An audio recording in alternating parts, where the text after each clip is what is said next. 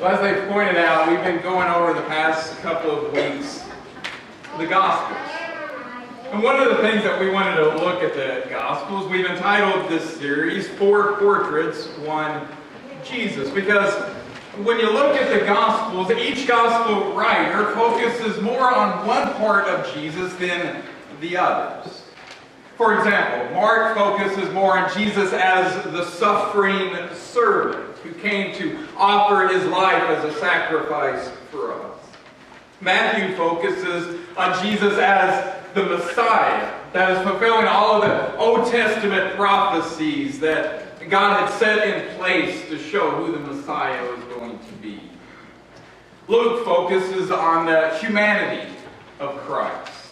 The fact that Jesus was fully man. While John seems to focus more on the divinity of Christ. That Jesus was fully God. And I think it's important that we connect the dots as we're going through this series. That we don't look at them as individual servants, but we bring them all together because it really paints the perfect picture of who Jesus is. If we miss one of these points, we miss why he came. Because he did come as the suffering servant. But he also was the Messiah, the king who was going to sit on the throne.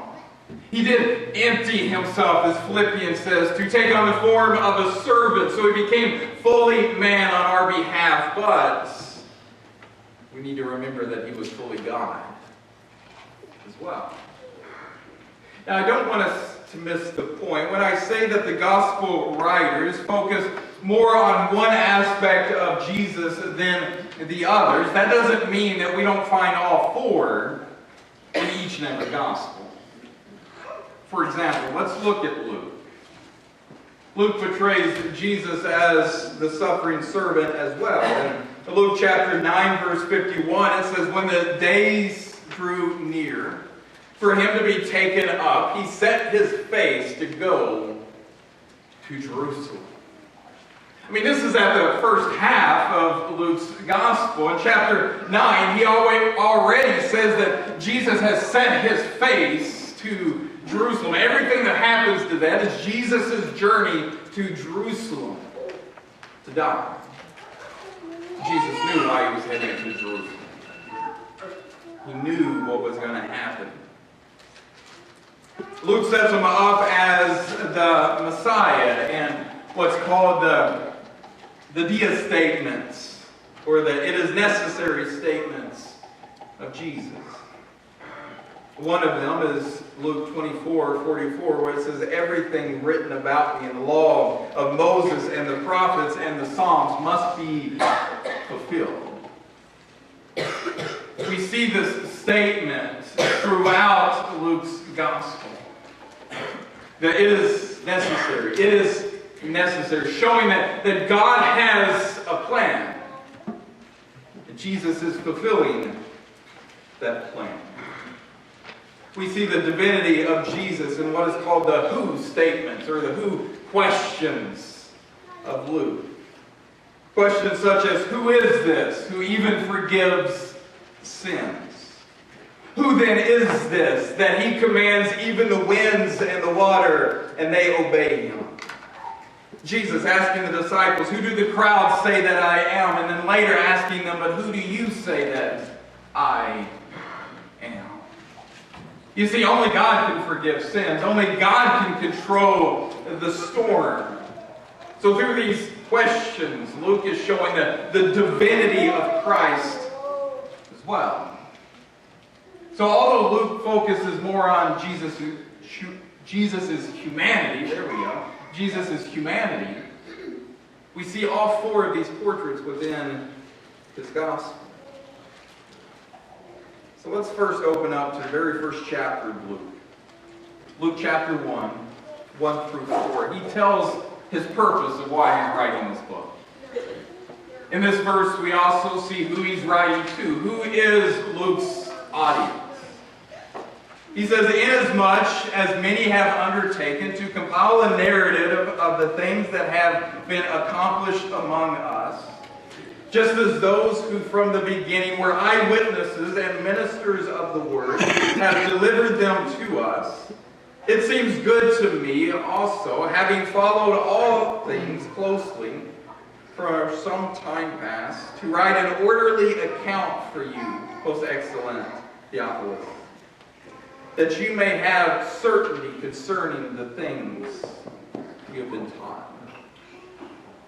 You see, the purpose of Luke's gospel is to present an accurate account of Jesus' life. He is the investigator that goes around talking to eyewitnesses to make for sure everything that he heard is true. He's writing an accurate account, an orderly account of Jesus' life. Now, orderly could mean a couple of things. It could be chronologically in order, or just put together in a way that makes sense, in a way that will prove his purpose. He's writing it so that Theophilus, we don't know who Theophilus is. We know he's a Greek, a Gentile. But he's writing so that the things that he has heard, apparently he is a Christian, but he can be certain about the things that he has heard about Christ. Luke wants to make for sure that he makes his faith stronger. You see, because Luke's audience is not just for Theophilus, Luke's audience is for all of the Greeks. It's who he's writing to. We see that throughout his gospel. The way that he explains a lot of times about the Jewish traditions and why the Jews would do things. He would explain that so that the Gentile audience would understand. We're seeing a little bit of line. So as we said, Luke focuses often on Jesus' humanity. The human side of Jesus. That Jesus is fully man. And he does this in one place, in his birth. In the birth narrative. Luke writes more about Jesus' birth than all of the other Gospels. But I find it interesting that Matthew, in his genealogy that we talked about last week, in his genealogy, Matthew just goes back to Abraham. He wanted to make for sure he goes back to Abraham and David to show that he is the promised Messiah who is going to be the fulfillment of the Abrahamic and the Davidic covenant. But Luke takes a step farther. You see, Luke goes all the way back to Adam. What's his purpose? Why go all the way back to Adam? Why go all the way back to the beginning with his genealogy? Wanted to show that this Messiah, the Christ, is for all men.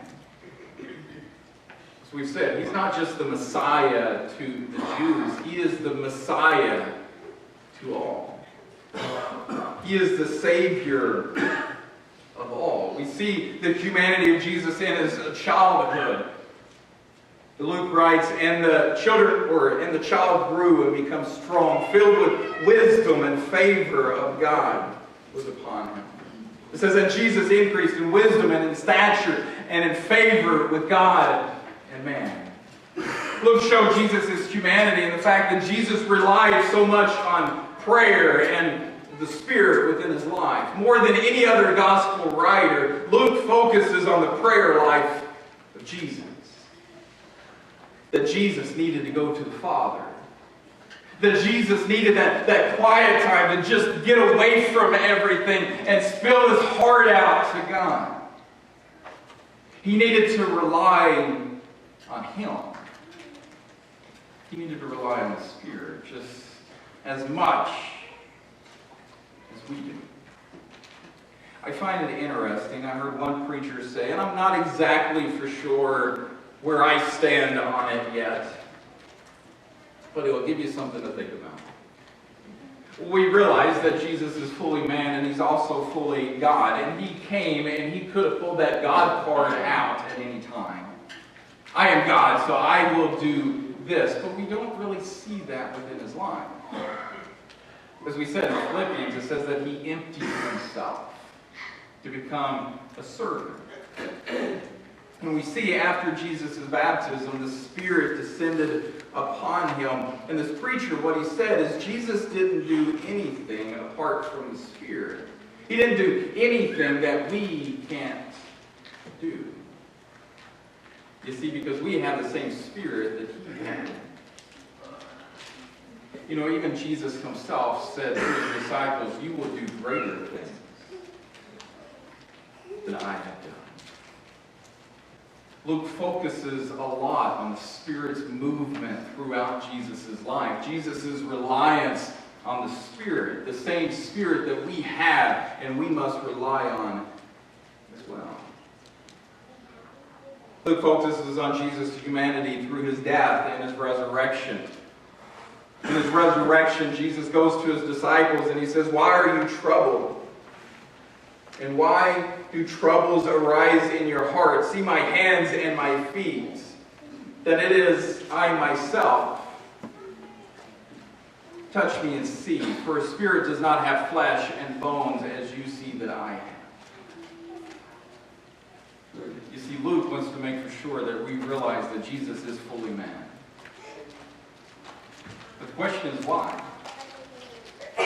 Why is it so important for us to realize that Jesus is fully man? Why is that such an important and vital belief that we must have?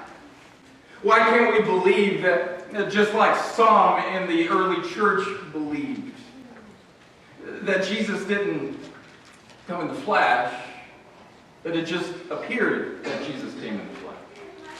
You see, this is what the apostles had to fight against. The belief system that Jesus didn't truly take on flesh, but he only appeared to be. Because the philosophy of the time, coming from Plato, is anything that is material, anything in this material world is evil. So God could not become flesh, because if God became flesh, God would become evil. So they would say, well, he didn't come in the flesh. So why is it so important? Why does all of this matter? Why is it so important that John would write in his epistle in 1 John 4, "By this you know the Spirit of God. Every spirit that confesses that Jesus Christ has come in the flesh is from God." In the second epistle, he says, "For many deceivers has gone out into the world, those who do not confess the coming of Jesus in the flesh." Why is it so important to Luke? Why is it so important to John that we grasp this concept that Jesus came in the flesh?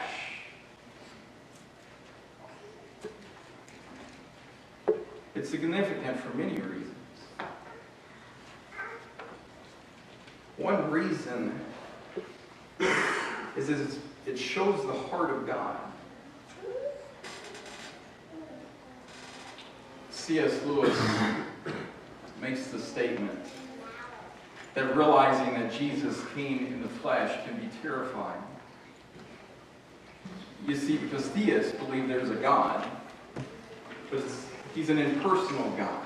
He created the world. He stepped back. He doesn't get involved anymore. He just allows it to go about the way that it does.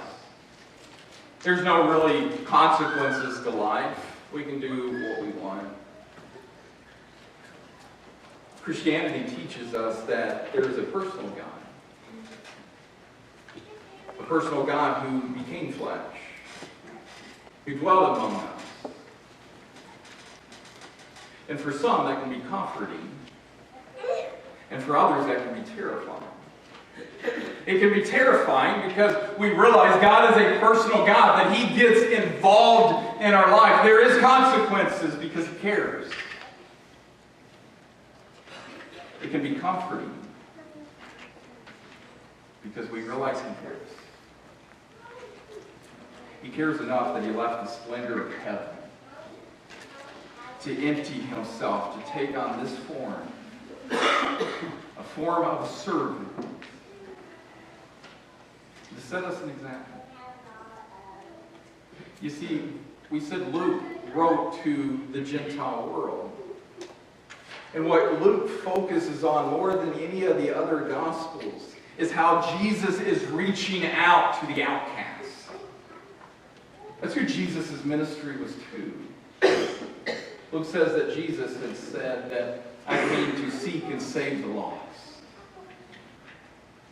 Jesus reached the outcasts. Jesus reached out to the Gentiles, the moral outcasts, those who had failed, those who the Jewish people just pushed aside and didn't want anything to do with. To Jesus reached. Men like Zacchaeus, the wee little man, the chief of tax collectors, the worst of the worst, the traitor to his people. That's who Jesus said, it is necessary that I stay at your home. Nobody else wanted anything to do with him. He was a traitor. He was an outcast. He was hated, but Jesus reached out to him. We see this with the thief on the cross, who at once was mocking Jesus as well, but in turn asked for his forgiveness. And we see that Jesus says, today you will see me in paradise. The outcast, the man that's at the end of his life, who is dying because of the sins that he had committed. Jesus, even on the cross, reached him. Jesus shed light on the outcast. The parable of the Good Samaritan, a parable that we loved, put the hated Samaritan in a good light. The rich man and Lazarus destroyed the idea that the Jews had that if you just follow God, then you will have wealth and happiness and health. You see, because the rich man was evil. Lazarus, who had nothing, was comforted. Jesus' ministry when he came in the flesh was to reach out to the outcast of society. Here, he came in the flesh to set us an example, to live the sinless life so that we can see the way that he lived and to follow his example.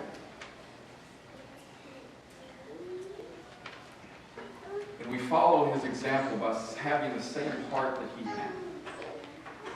Who does he reach? Who does he care about? The outcast, the broken, the despised. That was me. That was you. That may still be you. You may still feel like you're an outcast. That's why Jesus came. And we should have the same heart as him. He is the sympathetic high priest. Hebrews 4:15 says, "For we do not have a high priest who is unable to sympathize with our weakness, but one who in every respect has been tempted as we are, yet without sin." He can sympathize with us because he's went through it. Our God knows what it means to suffer. Our God knows what it means to face temptation. Our God has went through it himself and came through the other side perfect. And you see, this is why it's so important that we believe that Jesus came in flesh. Because he was the perfect sacrifice. See, if Jesus wasn't fully human, he couldn't have went on the cross with our behalf. He couldn't have paid the penalty for humanity if he wasn't human himself. And he couldn't pay the penalty and be the perfect sacrifice if he didn't live a life of perfection. That's why it's so important for us to realize and to grasp that Jesus is truly human. It's important because of the sacrifice that he has made. It's important because of the cross.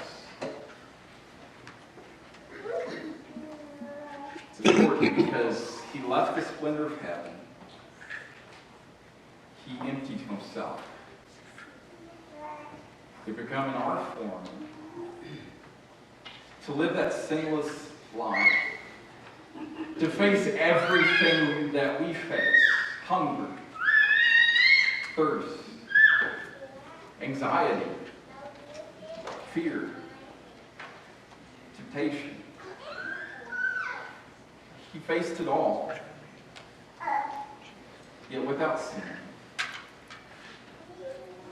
so that he could boldly go to the cross. As Luke would say, he set his face to Jerusalem. Why? Why all of that? Why leave the splendor of heaven and come here? Because if I was there, I wouldn't want to leave. I don't want to leave perfection. Come here. But he did. For you. For me. To offer himself as that perfect sacrifice. Why? Because he cares. He is a personal God who came on your behalf. And he has opened that way to once again have a relationship with him. Is that what we desire? To have that relationship? It is.